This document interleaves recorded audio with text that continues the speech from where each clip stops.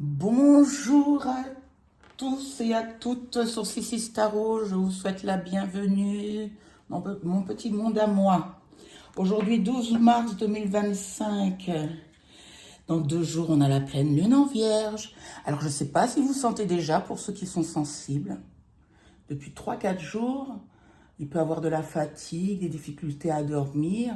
Et puis aujourd'hui, nous avons la conjonction entre le Soleil, qui se trouve dans la constellation du Poisson, et Saturne. Alors bon, je vous invite, si ça vous intéresse, à faire un petit tour sur des chaînes spécialisées en astrologie. Mais ce que j'ai compris, retenu surtout, c'est que le Soleil, qui illumine la constellation du Poisson, en conjonction avec Saturne, c'est la planète du travail, des responsabilités, de la maturité, que puis-je dire encore, des structures, de la rigueur. Saturne, c'est la planète maîtresse des Capricornes. Voilà, c'est ça. Même moi, parfois, je m'en mêle. Bon, enfin bref. Donc, Saturne, planète des Capricornes, donc détermination, persévérance, ambition. Et là, en ce moment, elle est en Poisson. Donc, vous voyez, le Poisson, c'est l'imaginaire en général. Je parle toujours d'archétypes. Et je vais arrêter avec mes mains aussi, il faut me le dire, parce que ça donne le tournis. Donc, Saturne est en Poisson, en conjonction avec le Soleil dans la constellation du Poisson. Donc, ça éclaire nos facultés de rigueur, de travail, de discipline, de base bien stricte. C'est la planète Saturne aussi, bah oui, c'est la planète du temps.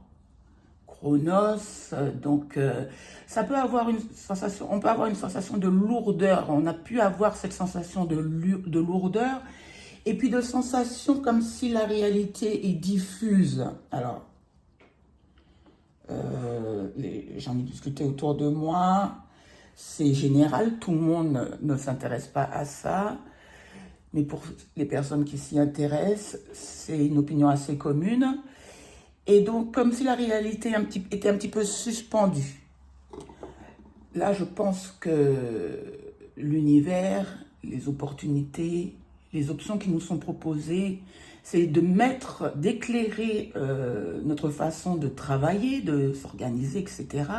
Tous les atouts de Saturne, en essayant, mais ça peut être comme si c'est une chape de plomb, ça peut être lourd. Saturne, comme je vous disais, c'est quoi, moi, Chronos, le temps, qui œuvre parfois avec pénibilité, mais il œuvre toujours.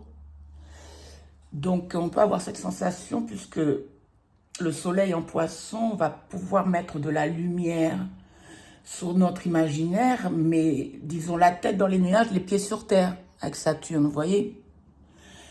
Donc on va utiliser pour ce tirage, j'ai envie de voir les énergies. Pour tous les signes, il n'y a pas de signe particulier. Ce que je peux dire, c'est qu'en ce moment, donc il y aura la pleine lune le 14, dans 2 jours. Aujourd'hui, il y a cette fameuse conjonction entre le Soleil et Saturne en Poisson. 2 jours, dans 2 jours, le 14 mars. Je me suis arrêtée là parce que le mois de mars, il y a beaucoup d'événements astrologiques. Donc, il y a des choses, des notions à assimiler, je pense.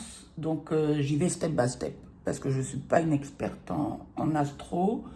Mais c'est tellement intéressant de conjuguer les énergies des cartes et celles des planètes pour en tirer des conseils ou essayer de jouer en notre faveur avec les atouts de chaque planète. Voilà, que puis-je dire d'autre? Je voulais rajouter, j'ai pris quelques notes. Oui. Ah oui, ce qui est important aussi, c'est qu'il y a 2 planètes en bélier, là, au moment le 12 mars. Mercure, donc c'est la planète de la communication, des échanges, des voyages, de la parole juste. Hermès, Mercure et Hermès, c'est la même chose. Et Vénus qui est rétrograde en bélier. Donc il peut avoir des communications charmantes. Mais Vénus en bélier, c'est pas vraiment là. Vénus, c'est la planète des balances et des taureaux. Donc quand Vénus, planète de la beauté, de la grâce, mais aussi, alors on parle beaucoup de l'amour, Vénus bien sûr, de la morale, des choses qui sont belles, qui doivent être faites. Comment je l'entends comme ça? De la morale. Donc, associé avec le signe de feu donnant de la couleur avec le bélier, ça, faire attention aux mots choisis. Ça peut être une communication un peu ardue. Vous voyez, le bélier, son franc-parler, Mercure et Vénus. Vous voyez, ces trois énergies, des communications certes avec la couleur de l'amour, de Vénus, on va dire, de la Vénus, avec bienveillance, charme, douceur. Mais dans la constellation du bélier, il faut faire attention aux mots utilisés, aux tons, etc. Et puis, avec cette pleine lune qui approche, les énergies sont présentes depuis samedi, dimanche. Hein. Bon, c'est les astrologues qui le disent. Je serais curieux si vous pouviez me faire un retour. Moi, j'ai passé 2 nuits blanches. Mais bon, avec mon métier, je travaille beaucoup en décalage horaire, donc je suis habituée à ce genre mais 2 nuits quand même consécutives sans dormir, et puis la journée sans dormir. Mais c'est vrai que ça met la lumière sur ce qu'on pourrait faire progresser, une sorte de vecteur de progression au niveau de l'organisation et de la rigueur et de la discipline. Voilà, après ces mots, on va épurer un petit peu l'atmosphère. Je l'ai déjà fait avant, s'il vous plaît, pour Sissi Tarot et les personnes qui voudraient bien écouter cette vidéo en cette veille de pleine lune, en vierge. En vierge. Ah oui, la pleine lune en vierge. En plus, oui, j'avais oublié, le 14, c'est pleine lune. Il y a une pluie de météorites. Il y a une... j'ai oublié le nom du phénomène. Ça va me revenir, vous voyez. Soleil en poisson, œuvrie, difficulté à se concentrer, comme je ne sais pas si c'est particulier en ces temps-ci, en ce qui me concerne. Voilà, on va épurer, s'il vous plaît, l'atmosphère pour que les cartes puissent nous délivrer. Éclipse de lune, merci, ça m'est revenu. En vierge également. Donc vraiment, cette opposition entre la vierge et le soleil, d'où la pleine lune, mais la lune en vierge et le soleil en poisson, d'où la pleine lune, voilà. C'est comme si c'était deux énergies qui ne sont pas opposées, mais c'est apporter du rêve dans une rigueur, apporter de la discipline dans un imaginaire. Et puis le soleil, c'est l'ego, vous voyez, c'est le jeu. Le soleil, ça détermine le signe astrologique. Hein. Lorsqu'on dit « je suis », c'est la planète. En vérité, ce serait plus correct de dire « le soleil était hein, », puisqu'il y a toutes les autres planètes. Et parfois, c'est une juste alchimie entre toutes ces influences. Et puis, il y a des influences plutôt positives et plutôt négatives. D'où l'importance, c'est bien, je crois, de faire le thème de son ciel astral. Pour voir quels sont nos atouts, nos faiblesses, ce sur quoi on doit travailler, etc. Voilà.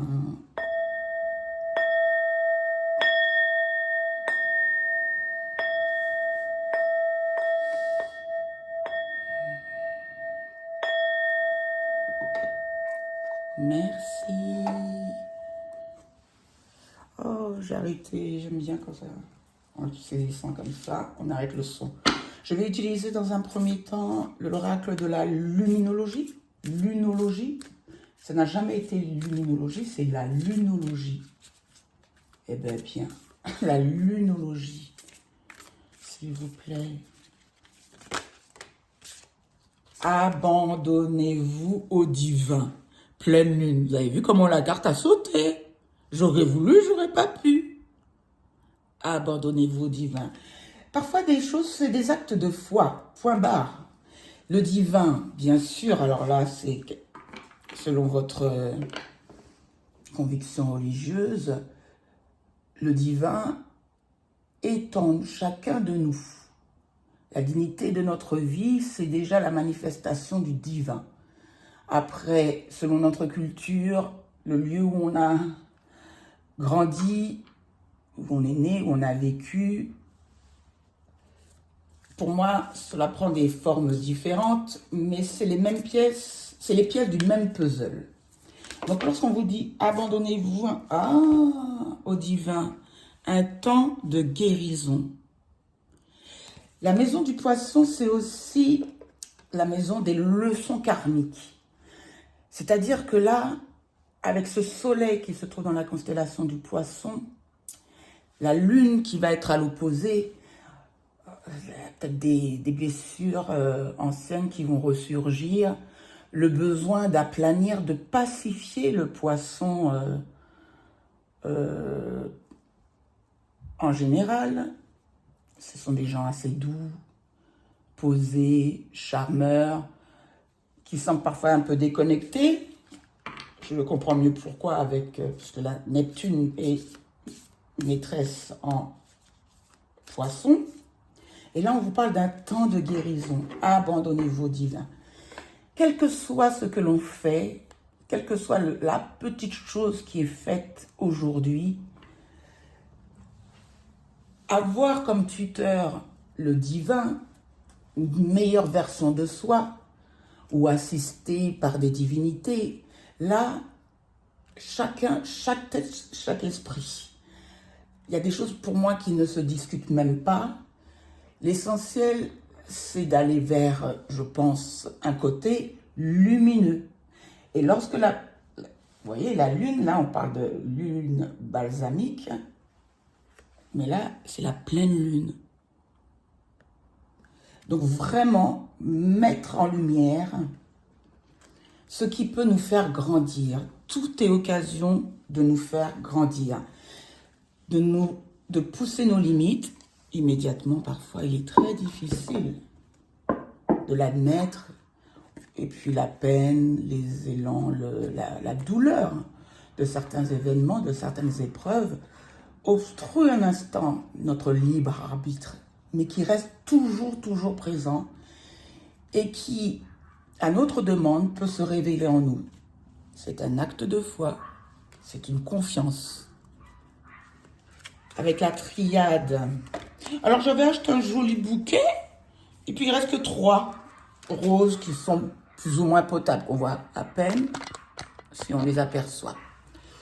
J'adore les fleurs. Et donc, qui sont celle-ci un petit peu fatiguée. Ah, c'est peut-être la bougie en dessous qui te fait cuire, ma chère. On va faire un tableau de 9 cartes pour ce 12 mars, en ce 12 mars. Donc, je disais 3 roses. J'ai dit, tiens, je vais prendre la triade. Ça fait longtemps que je ne l'ai utilisée. Pour l'avoir, je l'ai peut-être déjà dit, sur 6 Tarot, parce que les messages ne sont pas légers. Donc, on va voir si j'arrive.